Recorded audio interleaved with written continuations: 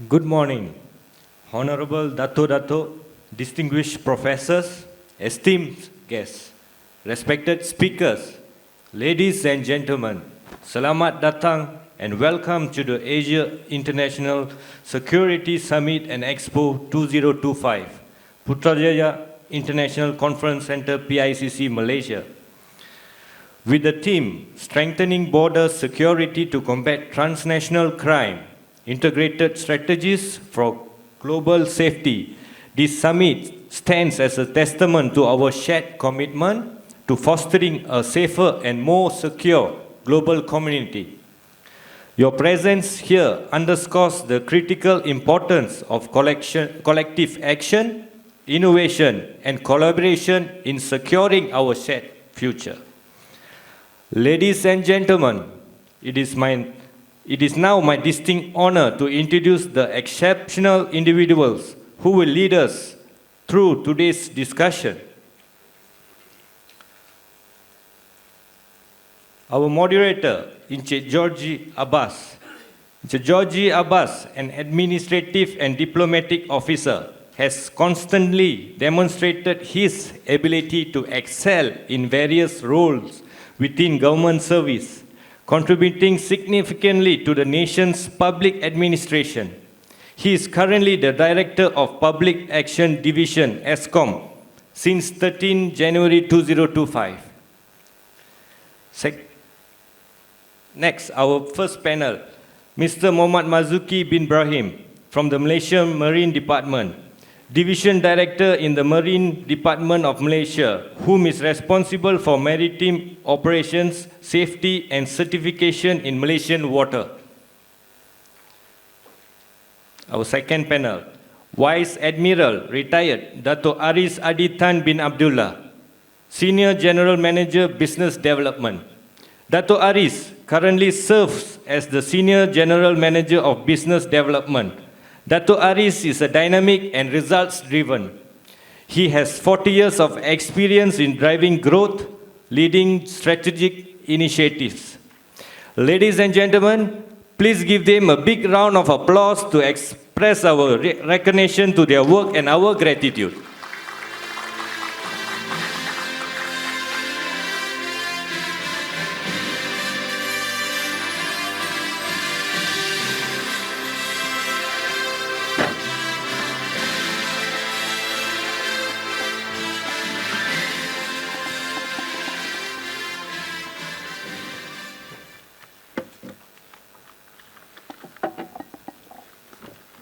Ladies and gentlemen, and to moderate this session, we cordially invite Encik Georgie Abbas. The floor is yours, sir.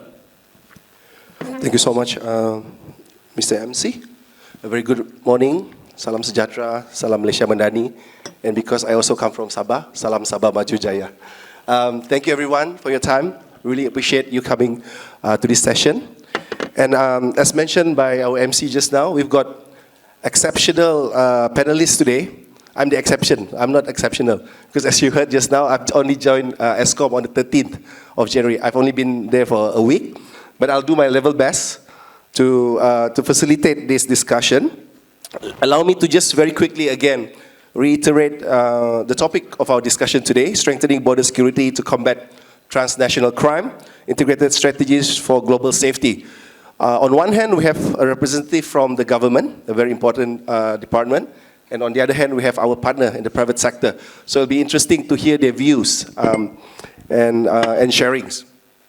Very quickly, this forum, we try to explore integrated international strategies to enhance border security as a means of combating transnational crime, as threats such as human trafficking, illicit smuggling, and terrorism increasingly exploit border vulnerabilities. Comprehensive approaches that blend technology, policy frameworks, and collaboration are critical to ensuring global safety. Our discussion will focus on leveraging advanced technologies such as biometric systems, surveillance drones, and big data analytics alongside policy and operational strategies. With insights from the Malaysia Marine Department and seasoned military expertise, this session aims to provide actionable strategies to strengthen border security while promoting seamless international cooperation. So we've got that out of the way. That's basically what we're trying to do in this discussion. Allow me to very quickly again introduce our panelists. Our MC has done a wonderful job in introducing them, but I think we need to do more justice because they have got so much experience in them. I think it's only fair that I say a bit more. So first and foremost, our first panelist, Encik Mohamad Marzuki bin Brahim, a fellow Bornean. He's from Sarawak. I'm from Sabah, like I mentioned. Ketara betul kan, orang kuat Sabah. Sorry, kenegerian terlebih-lebih pula. He's a seasoned maritime professional with extensive experience in the Maritime Department of Malaysia. Born in Kuching, Sarawak, he now holds the position of Director of Marine. Since beginning his career in December 1997, he has demonstrated exceptional leadership and expertise in various capacities within the department. Over the years, Encik Mohamad Marzuki has contributed significantly to the maritime sector through key roles including as Deputy Director and Regional Director. His responsibilities have spanned across industrial regulations, maritime operations, and administrative leadership across different divisions. His career advancements reflect a consistent trajectory of excellence. Currently, he leads the Maritime Industrial Control Division, overseeing critical operations and ensuring the seamless implementation of maritime policies and standards across Malaysia.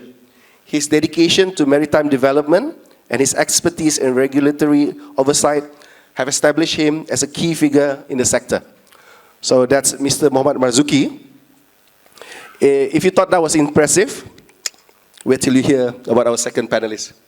Our second panelist, Vice Admiral Datuk Aris Aditan bin Abdullah, retired. He is a highly accomplished professional with over 40 years of military and business development experience. Currently serving as the Senior General Manager for Business Development with System Consultancy Services. He excels in driving growth, leading strategic initiatives, and optimizing operations across defense and corporate sectors.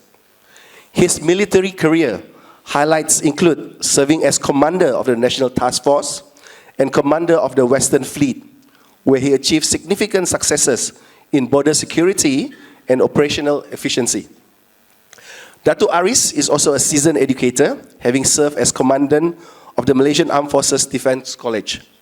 Academically, he holds not one, but two masters, one a Master of Science in National Resource Strategy from the Naval Defense University of the USA, and also a Master of Defense Studies in Social Science from UKM, Malaysia.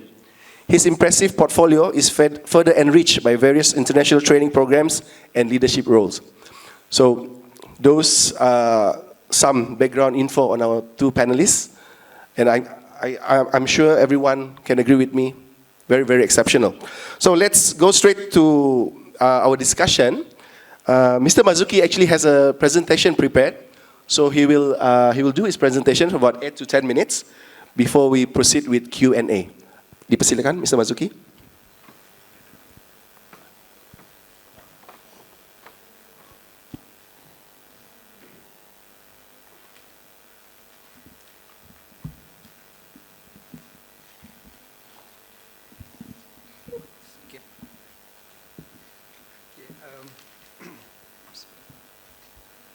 Thank you, Mr. Moderator, Mr. Georgie Abbas, and panelists is Vice Admiral Datuk Aditan, retired, is for the System Consultancy Services.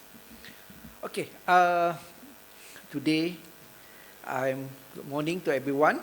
I'm Mohamad Marzuki Brahim. I'm the Director Maritime Industry Control Division from Malaysia Marine Department in headquarters Port Klang. So my division is a specialist in maritime security and safety. So we are oversee at 3 elements. Under my division, there are 3 elements. One of the elements is for the security and the safety. So we oversee the first one is the International Convention was named the SOLAS, Safety of Life at Sea, Chapter 11, Maritime Security. The second one is the International Ship and Port Facility Security Code, ISPS code, up to WTC 1st of November 2022, and this ISPS code is start in force when over the world start from 1st of July 2004, and our national legislation under Merchant Shipping Ordinance amended X 1316 2007. So this is part 5, maritime transport and safety and the security. So we just talk about the security. Okay, I'm excited to be part of the discussion on the strengthening border security to combat transnational crime, integrated strategy for the global safety. So thank you for the organizer, Royal Malaysia Police, and Mr. Moderator, Mr. Georgie, for hosting and this important discussion, and thank you for you all, to all of you being here this morning. Okay, this is my first slide. Did you know what is the Malaysia position? So that is the geography of the Malaysia. So when you look at the Malaysia position at the Malacca Strait and the South China Sea. This is make the key of the maritime player in player of Southern Asia. So that water, I mean the Strait of Malacca and East South China Sea, this is 40% of global trade and 25% of the world oil shipment, mean from the Middle East to the China, Japan, and over than 80,000 vessels annually transit through the Strait of Malacca. So that is in South China Sea also high risk or resources, oil and gas industry is so that is strategic important makes Malaysia is a target of transnational crime, including the piracy, smuggling, and human trafficking. So before we start, before that, I want to know what is the our threat. Our threat. Next slide, please. Okay, our threat I can see the special maritime security domains. So the first one is the surface threat of the ship and the port. So this is our marine department there. That is the ship.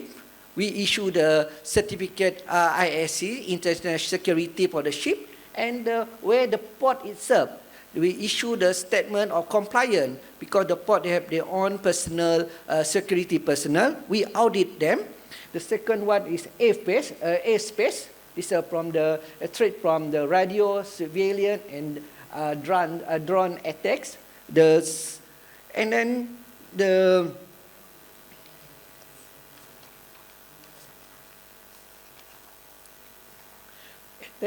for the low orbit threat from the satellite and floating spaceport. I think in Malaysia, in South China Sea, I don't think so. We got the floating spaceport. Subsea threat from the narco submarines and submersible. This one more to ROB or some other marine autonomous surface or marine autonomous submariners. And subseabed, there's critical energy and communication infrastructure is because of Sabah Sarawak, you want to transfer the line of the communication. And the last one is cyber threat from the automation, digitalization, and the navigation. So here is okay, the next one. Okay, after we know what is the threat can become to be from the surface, from the seabed. What is the next our threat in the security? So I have to mention all these things first before we go what is the crime itself. Okay, the first one is the maritime traffic routes. As you know, Malacca is a very important route, over 100 or 80 to 100 vessels throughout the Malacca Strait. So this is a real serious and real terrorist threat globally. Okay, this is the one. Right? Number one, activity of tanker around the border of Singapore, Malaysia, Indonesia, Malaysia, where is ship-to-ship transfer. It can be the embargo by UN or some sanction, unilateral sanction from other country. So this one for the trade bans, financial restriction, and troubles ban for the some other cargo, like US, you want to sanction of the Iran, sanction of Iran or the China. So that is the what happened. Okay, there's another one is the oil pollution was detected somewhere in the coast of Johor, and because of activity of the other activity. And IUU is the illegal, unreported, and unregulated fishing. It happened in South China Sea.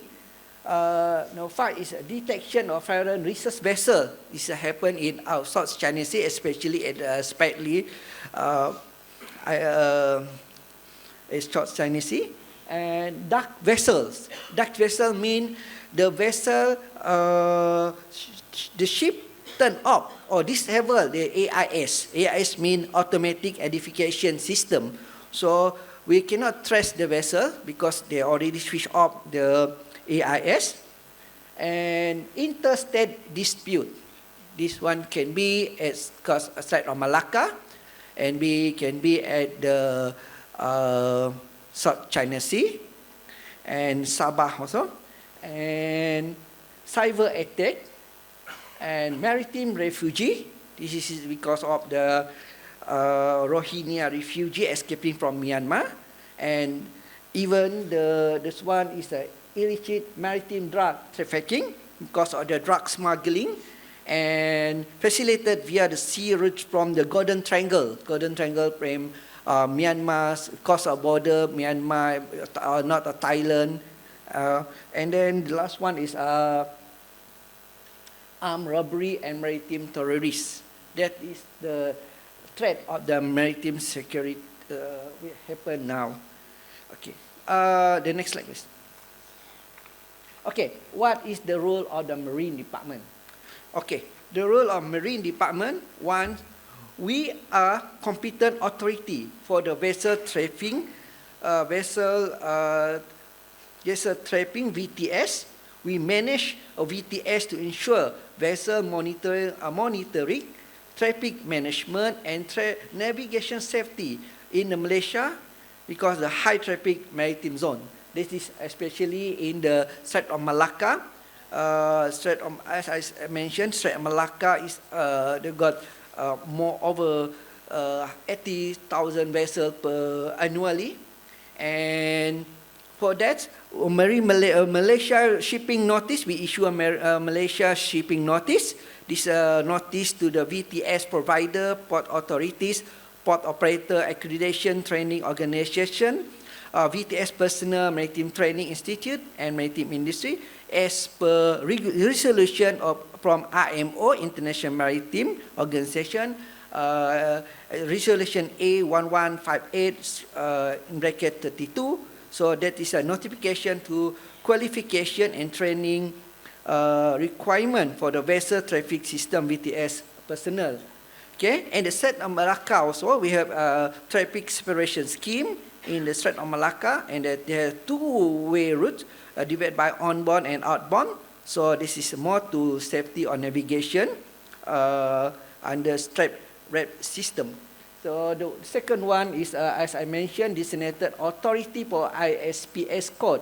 ISPS code is an international regulation, international convention through the SOLAS. So Malaysia is one of the party of the International Maritime Organization (IMO). We have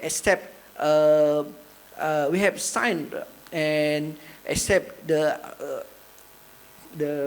ISPS since 1st of July 2004, almost 20 years already, and our national legislation under Section A 1316. So Marine Department, we have annually audit the port all over Malaysia, and even we maintain all the maritime facilities. And the second one is a collaboration with a surveillance system, use a radar system under SWASLA, and for the situation awareness. Okay, that is the rules. Next slide, please. Okay, this is a regional collaboration with the international framework. Combating transnational combat crimes require regional and international cooperation. So the key collaboration is IMO participation. We are active and contribute to the IMO effort, including recently we attend Marine Security Committee 109 last December. This is under International Maritime Organization. 108 May 2024, and the next one is MSC 110 is June 2025. And also joint effort with the United Kingdom, UK Department of Transport. We collaboration with UK and US Coast Guard, IPS program, International Port Security, and also Proliferation Security Initiative, PSI workshop, and Maritime Security Symposium 2024. And the regional framework also such as recap and action platform enable real-time information sharing. Recap mean regional cooperation agreement and collaborate combating piracy and arms robbery against the ship in Asia. And also IMB, International Maritime Bureau, one of the specialist division from the International Chamber of Commerce, ICC, IMO, to Piracy Reporting and Center, PRC. Next, this is technology integrated for the border security. So the first key technology implement is VTS, Vessel Traffic System, VTS, for the monitoring and traffic management. So VTS, they got 4 elements. First is they got a radar, meaning the active radar. They got the camera, high resolution camera. We got VHF radio, and then the last one, they also got the system more to monitoring the weather or something. So this is what we have. Most of the port in Malaysia, like Klang Port, Johor, Kuching, Bintulu, got a VTS system. In Marine Department, we have on VTS for monitoring of Strait of Malacca, and then SWASLA, the sea civilian, to track vessel traffic movement and detects, especially for the dark ship, because they all switch off the AIS. And another system also they got from the radar and satellite monitoring from other supplier to track integrated AIS to track suspicious vessel and improve the situation awareness. And the last one is a cyber security system to protect the maritime operation from the cyber threat. Okay, next. So this is a proposal for the processing integrated strategy for global safety. This one is a policy of harmonization It's been under the maritime policy under ASEA to close jurisdiction gap and strength enforcement. Second one is a cross-border data sharing. They develop the real-time intelligence sharing information, integrating marine civilian data. And three is capacity building, joint training program and simulation. This is a conduct for joint our training program to improve our officer competency. Number four is a technology investment. This one adopt the AI, drone and satellite system. This technology under the marine autonomous surface ship in IMO itself, they will be implemented in 2026, but either we are ready or yet. This is a lot of element we have to prepare before we can accept all this technology. What I mentioned here is first, are we ready with our navigation chart? Navigation chart is S100. Maybe maybe 100 for the hydrographer know about that. And then we have to ability to throw AI, mean our system e-navigation and satellite. So that is the element we have to know to what is the technology investment to that. And the number five is strengthen our regional collaboration. We have trilateral maritime patrol, joint maritime exercise during the ISPS code. And the next one is a future plan. When you talk about the future plan, this is looking ahead. The Marine Department is committed for the further strengthening our maritime security through the three strategy. The first one is upgrading our technologies with the AI integration. We plan to adopt artificial intelligence AI and advanced analytics to improve our civilian capability. AI also can analyze vessel movement pattern, detect an anomaly, and provide prediction insight to help identify potential threat before they escalate. So this is make our monitoring system is more smarter, faster, and more effective. Second one is an exchange, our officer training and capacity building initiative to address involving challenge. We focus on training program and capacity for the marine officer. This is equipped with our skill and operate the advanced system with VTS, Swasla drone, and either cyber security tool, and also conduct the simulated exercise with the international partner to standard operation response, the cross-border. The last one is strengthening our regional collaboration. This is finally collaboration remark. We aim to strengthen tight with the regional and the international partner through the intelligent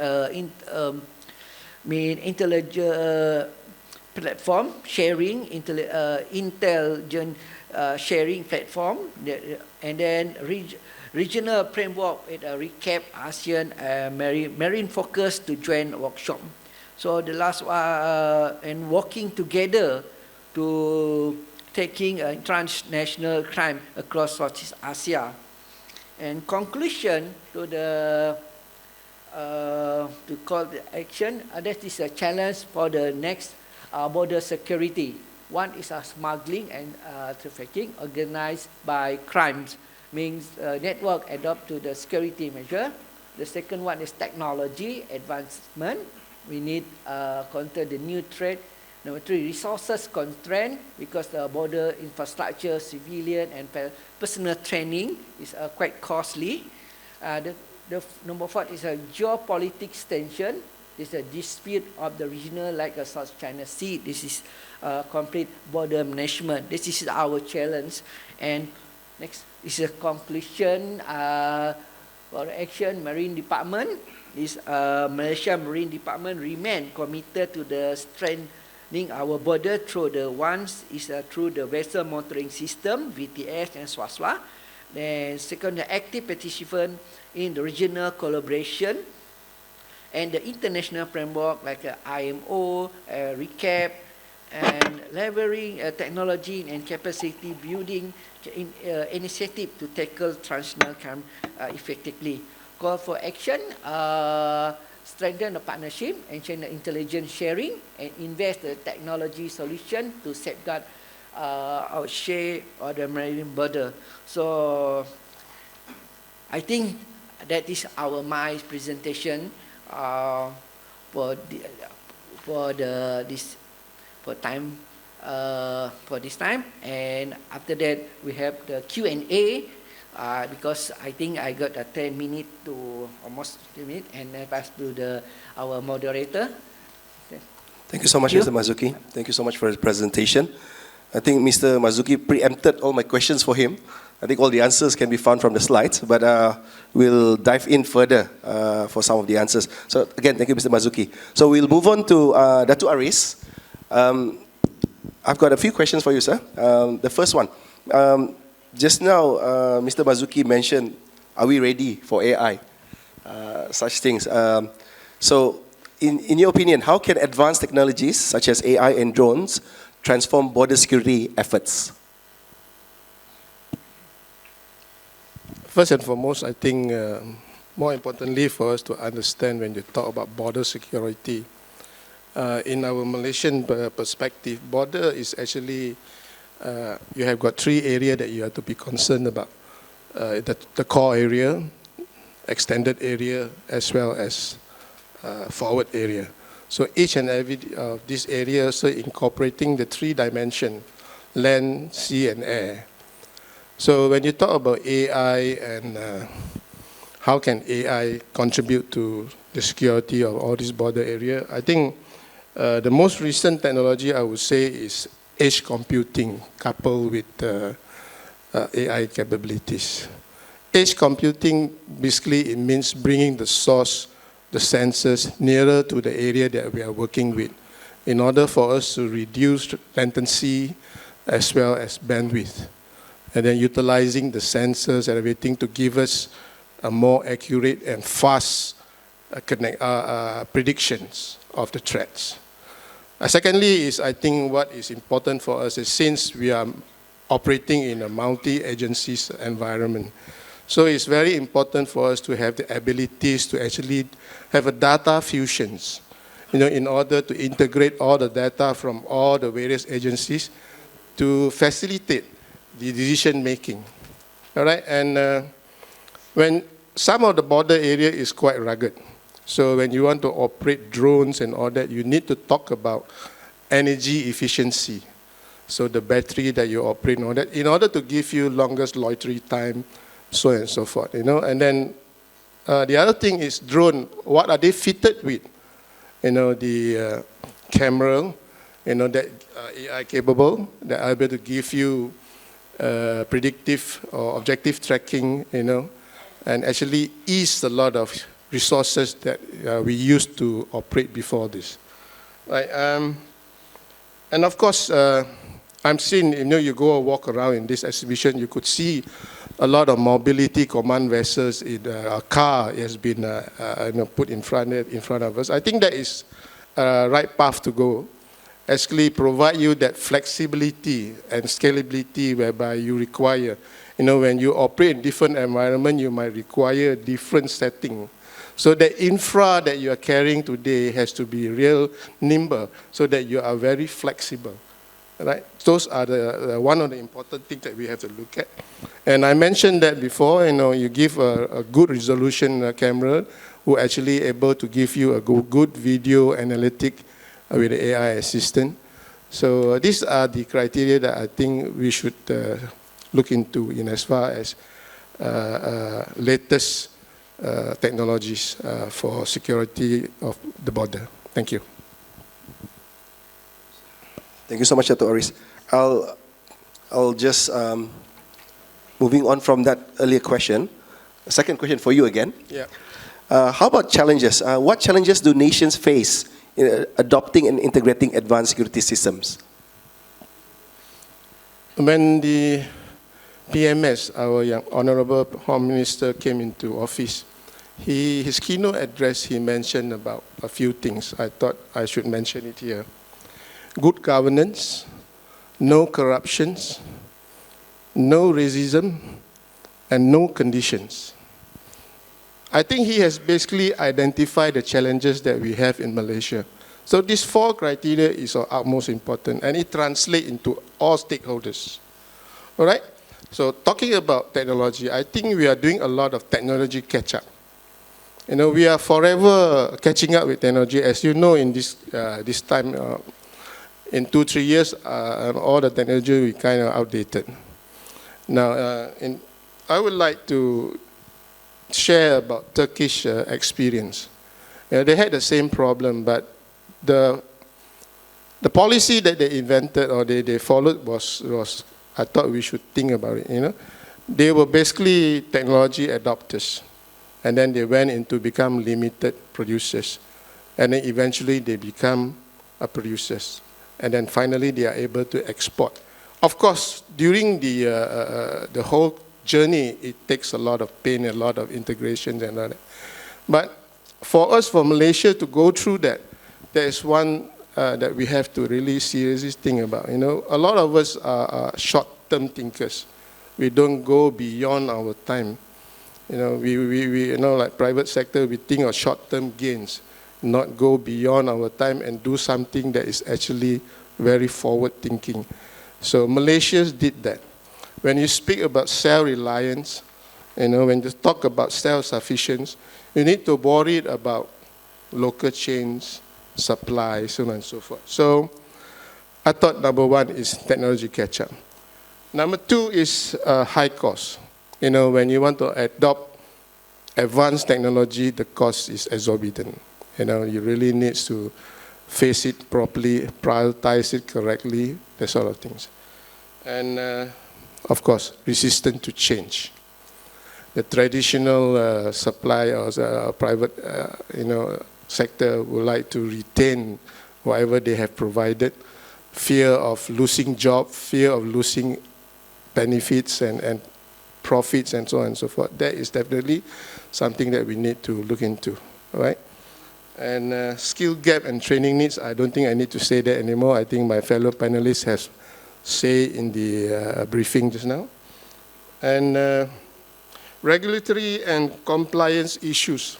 My days in NTF actually helped me in sort of identify this very important criteria. You know, when you have to have risk assessment, then when I was in NTF, we were using data that actually accumulated over 2 years.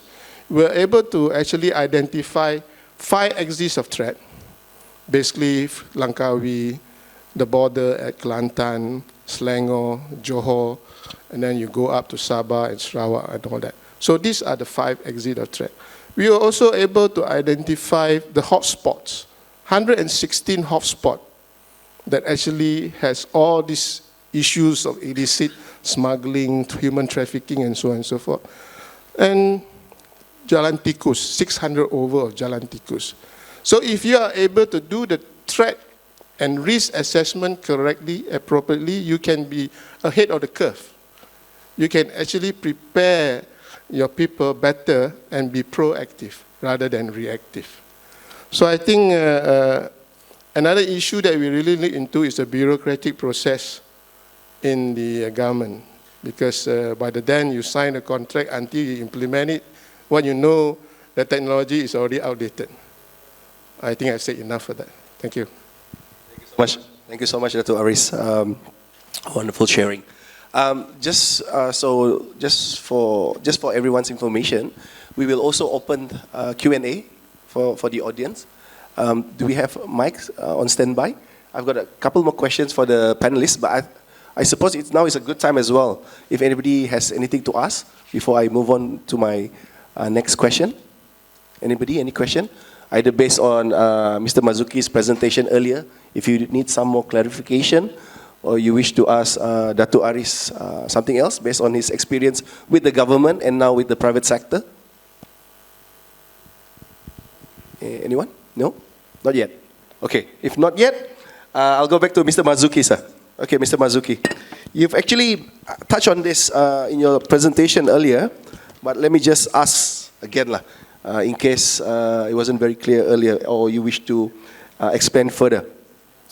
So how does the Malaysian Marine Department contribute to safeguarding maritime borders against transnational crimes such as smuggling and illegal fishing? I know you've mentioned it, but maybe you wish to elaborate further? Thank you, Mr. Moderator.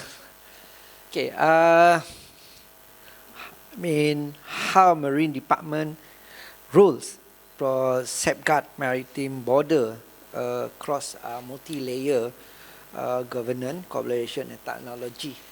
So these are quite a lot of elements we have to know about that. So the first one, our comprehensive enforcement maritime law. So as we know, Malaysia jurisdiction of EEZ, we can talk about the illegal fishing. Our EEZ, exclusive economic zone, EEZ, is over 200 nautical miles from our shore base. So this is quite huge in nautical mile or kilometer. So, and our resources also there, then mineral extraction. So the first is we have to comprehensive enforcement. So in Malaysia we got multi-agency involved in the enforcement. As you know, Malaysia Enforcement Agency, MME. We got the police, marine, and others. So that is activities for the combating international maritime law. So this the one is the system itself. From the system, once the vessel apply for the selling out from other port in Malaysia, our system, Marine Department, we got the MMDIS, Marine Department Information System. The system including and link in other system like the ship registration, seafarer, and even that system we link with Malaysia single window with other agency like custom, immigration, that other agent. So that is the system itself, the first level of the monitoring of the vessel itself. And our system also link with other system international under port state control. This is under IMO, International Maritime Organization, Resolution 787 E178. This our system is for ASEAN Pacific, based in Valley District. Maybe pronunciation is Russia. That system. We whatever the vessel enter to Malaysia, we can search and we will know what is the deficiency, what is the international security certificate, IASSE, or the ship, and all of the world. That system also linked with Paris MOU. That our system, AISSE, called AISSE, Asian Pacific Information System, based in database in Valley District. That is the system. So the second one, I can say the multi-coordination agency, as I mentioned. So that is a few elements I can say, Mr. Rita. Thank you. Thank you, Mr. Marzuki. So I couldn't agree more. In fact, this is based on my own experience. Previously, I was attached to the domestic trade and cost of living for Sabah office. I was the state director. As you know, in Malaysia, we have subsidized goods and control items. But we receive a lot of complaints saying that our goods are being smuggled to our neighboring countries. And KPDN, that's the short form for my ministry's name, we don't have assets in water. So we had to rely on the collaboration, the bantuan lah from other agencies. So I couldn't agree more because that happened to my own ministry, and a lot of other enforcement agencies gave us really good assistance. And with my current attachment to ESSCOM, we, again, same thing. Multi-agencies, we rely on other agencies. Of course, ESSCOM, we have the police, we have Marine Enforcement Agency, we also have the armed forces. But we still rely on other agencies as well to help us with our operations. So yeah, thank you, Mr. Marzuki. Next question to Datuk Aris. So Datuk Aris, you now being with the private sector, sudah tukar, you've moved to the other side. How can the private sector contribute to designing effective border management strategies? Yeah, very true. I have moved to the other side. But simply because my national service has not ended, I still got unfinished job. So I thought this present role is give me a lot of opportunity to continue with that. That aside, how can the private sector contribute to security? First and foremost, technology development. For me, before you even get yourself involved into any contract or government requirements, you have to understand your concept of operation. You know, as our motto say, we are your thinking company. We provide innovation as well as technology to fulfill whatever that the government desire. Like just now we spoke about the drone, you know. So what is fitted with the drone is very important. We spoke about the weakness of the drone, basically the loitering time. More often than not, 45 minutes is quite common here. So what you want to do to increase the ability to stay up there, you know. Now we have worked on until about 5 hours so that you can stay there, you know. And the other thing about private and public cooperation, I think funding is one part of it that's really critical, as I mentioned just now. You know, money doesn't seem to be enough for us to do advanced procurement for advanced technology. So private and public can actually work hand in hand in that. And definitely the other issue that we need to, of course, the policies that is provided by the government must be able to facilitate the supply chain domestically. All right, we want to bring this concept of self-reliance in reality. This local supply chain must be in place.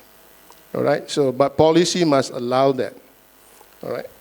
And data sharing and analytics. This is one particular area that I think all of us should pay particular concern. Now, when you talk about AI, you are talking about huge data. You know, most of it, they can crawl in the internet and all that. But local data that is required to facilitate our ops, I don't think is enough. All right, so this data, you expect data analytic and predictive and all that, it really needs to do, how huge is our data available to us today? All right, there's one particular aspect that I'm very concerned about, you know, and more often than not, you find that all of us are not actually keeping our data intact. All right, and training capacities, of course, I mean, we can actually bring in the technologies and provide training to facilitate, you know, from a physical to digital conversion, and then you need to bring the professionalism individual, and we can provide that. All right, and then infrastructure investment, of course. Adopting technology require a lot of fund, as I mentioned, so private sector can actually assist in doing that, having our FSC in place, shared with the public sector, that kind of approach. I thought these are the few things that private and public sector can coordinate with each other. Thank you. Thank you so much, Datuk Aris. Yeah. So the private sector has a big role together with the public sector. So we work hand in hand, and as Datuk Aris mentioned, rightfully, sometimes finance could be an issue. I guess the government or the public sector has to prioritize what is the most important at that time. So, okay, I've got 2 more questions for our panelists. Audience, sure, you don't have any questions yet? If not, okay, I'll proceed with the last 2 questions to our panelists. Mr. Marzuki, Datuk Aris has mentioned some of the technologies that they can provide, the private sector can provide. And I think he also gave some examples on what other countries have done, like Turkey earlier. So what about the Marine Department? What advanced technologies or system has the Marine Department implemented to monitor and secure Malaysia's maritime zones effectively? Are there plans to adopt tools like autonomous surveillance vessels or AI for enhanced maritime security?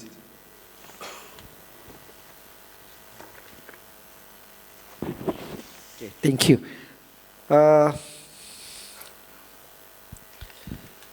Okay, Marine Department, this is for the advanced technology. Yes, of course, advanced technology, we need more funding. Yes, and infrastructure. Yes, when you talk about the advanced technology, are we ready? Like as I mentioned, the MAS, maritime autonomous surface ship. So they need infrastructure like the buoy. The buoy is one of the instrument of the safety of navigation at the sea. So we're talking about the buoy itself can be provide the Wi-Fi, mean the talking buoy. This is the element one. The second one, the what they call is not the physical buoy. We can we call it the buoy only can look at the system, the radar system. So this is the what we call in the Malacca Strait. This is TCS separator scheme. We don't know what is not like at the land side. We got the road, we know the traffic light there. So at the sea we don't know what is the border there. So that is the TSS mentioned.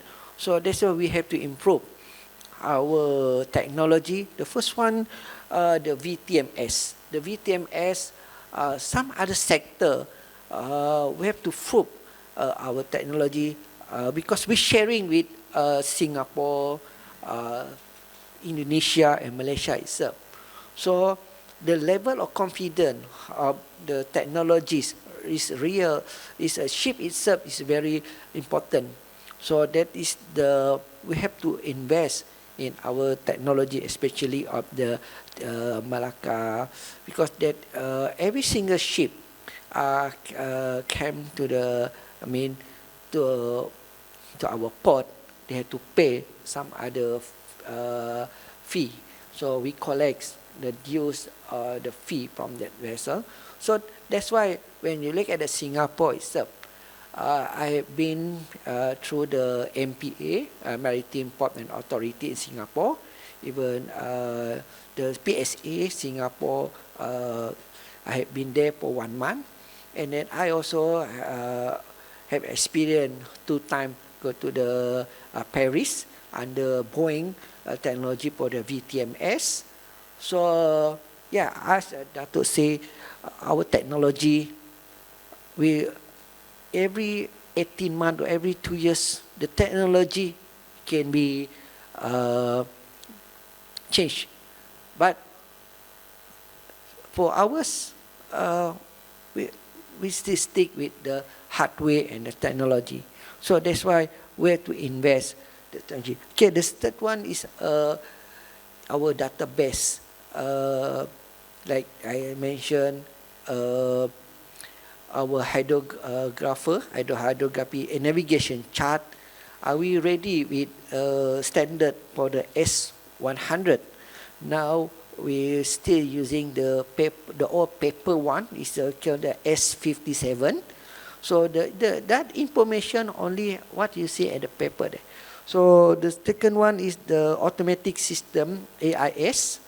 So at least every vessel, like some of the like Singapore, a small vessel we have to every vessel less than 100 ton or 15 NRT net tonnage must provide at least fitted with AIS type B or The bigger one is treated with type A.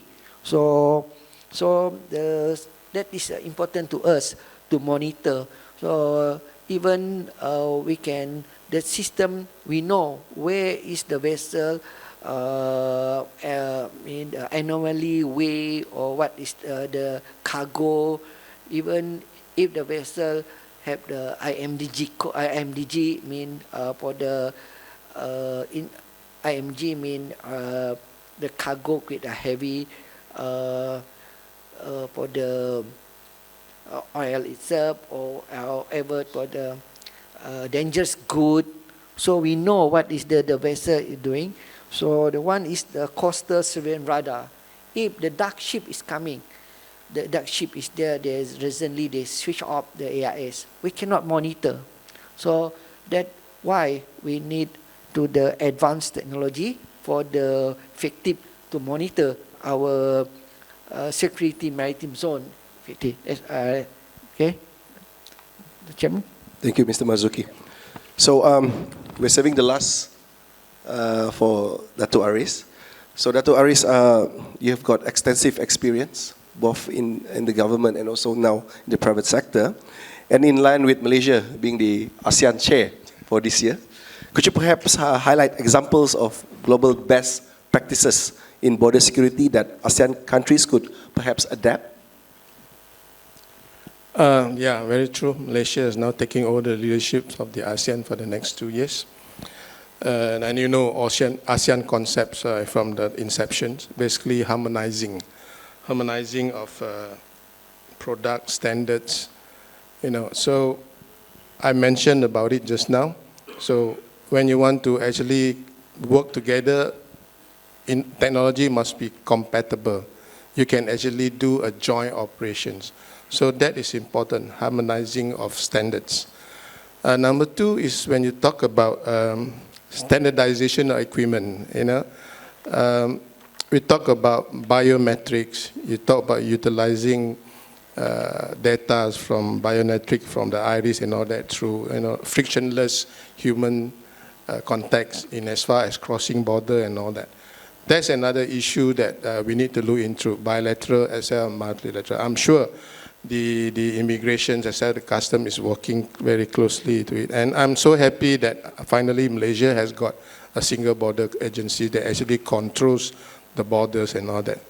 During my days in the National Task Force, within that 4 kilometers, we have got about 18 agencies there. You can see the you know, how you know, nightmare just for a guy to cross from one area to another. And training and certifications. You know, when we spoke about standard, when we spoke about harmonizing, we have to have a certain protocol that is agreeable by all. So when you take the leadership of ASEAN, you want to look into that. This protocol is adopted by all ASEAN countries. It's easier said than done, I know, but a good idea, you must always push it with positive mindset. You know, yeah, it will be a lot of hindrance, but let's work on that. And R&D, all right?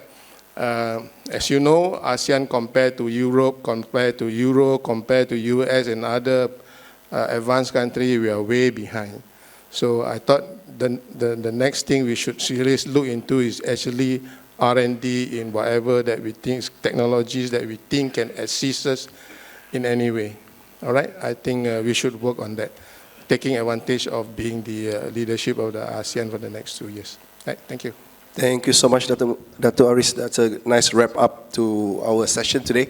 So time is jealous of us. So I'm sure you all have questions to ask, but in Malaysia, we say mungkin malu-malu lah, a bit shy. I think our panelists will still be around. Feel free to visit the booths. You might want to ask them individually, directly later on. So on behalf of the organizer, I would like to again thank you for your attention, for your patience. And of course, to our 2 esteemed panelists, Mr. Marzuki, Datuk Aris, thank you so much for being with us. Thank you.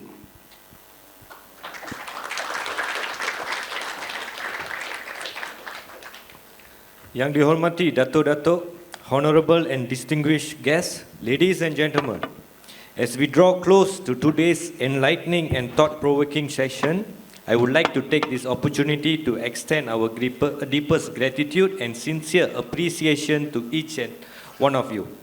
To our moderator and panelists, your skillful facilitation has ensured the seamless flow of discussions, encouraged meaningful dialogue, and fostered an environment of collaboration and exchange. As we move forward, let us carry the insights gained and the connections made today as we continue to work collectively towards achieving the objectives discussed. As a gesture of our heartfelt gratitude and appreciation, we are honored to invite Senior Assistant Commissioner Rohazat bin Salim to the stage to present tokens of appreciation to our moderator and panelists.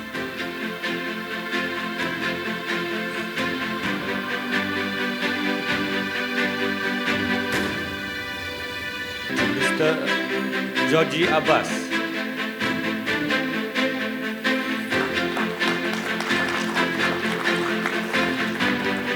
Our first panelist, Mr. Mohamad Marzuki bin Brahim. And to our second panelist, Vice Admiral retired Datuk Aris Aditan bin Abdullah.